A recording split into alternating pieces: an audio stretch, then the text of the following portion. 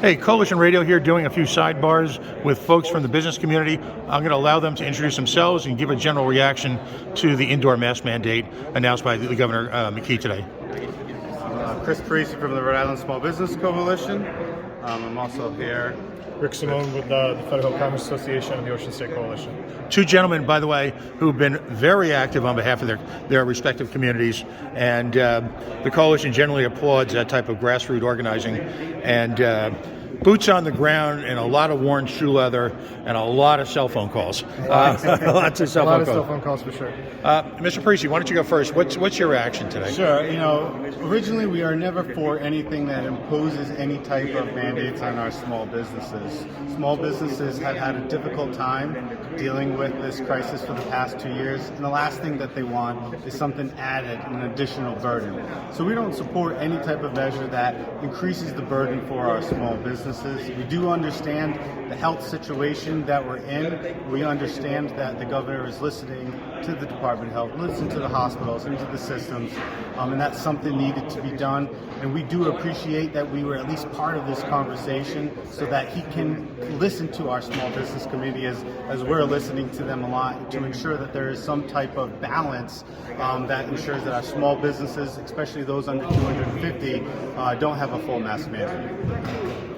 I mean, Chris said it perfectly. The challenges are, and I think one of the things that needed to be heard from our small business community is that there were other measures that could have avoided this entirely, and now those other measures are being considered in coordination with this.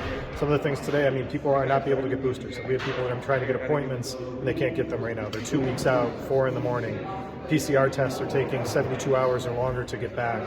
Our kids are not being able to do the test to stay in most of the schools in the state of Rhode Island. Those are measures that could assist some of these things so that we wouldn't necessarily be here. The point that we're here now is something that we need to accept and move on.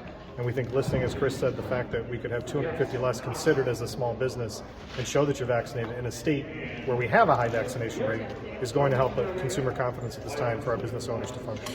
Are you worried, particularly and Mr. Parisi, it's Rhode Island obsesses about small businesses, and we almost always associate that with restaurants. All right, and yet there's an entire world beyond that. Right. And so I apologize in the sense of being so restaurant centric, but my first question is: do you see this additional burden of having to be masked as an obstacle for potential restaurant patrons?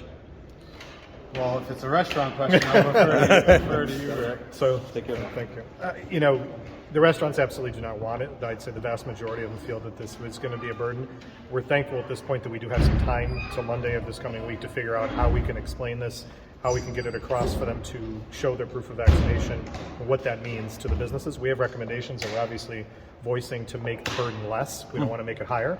One of the things that's not out there is that our restaurants, our retailers, our gyms are all short-staffed, just like a hospital. Right. We understand there's differences in the professions, but they're in the same boat that they're short-staffed. So we do think overall, yes, it is a burden, but we want to try to minimize that as much as possible. Were you surprised, or are you surprised to know that the fines and all the procedures against Max Fitness, who the governor doesn't remember, but the rest of the state does, who shut down during the Gina Raimondo pause, were completely dismissed this week by RIDO and the state of Rhode Island, and under the fact that the prevailing thought being that when Max Fitness countersued, the realization was that they really don't have the authority to do this? No, it didn't surprise me at all, to be honest with you.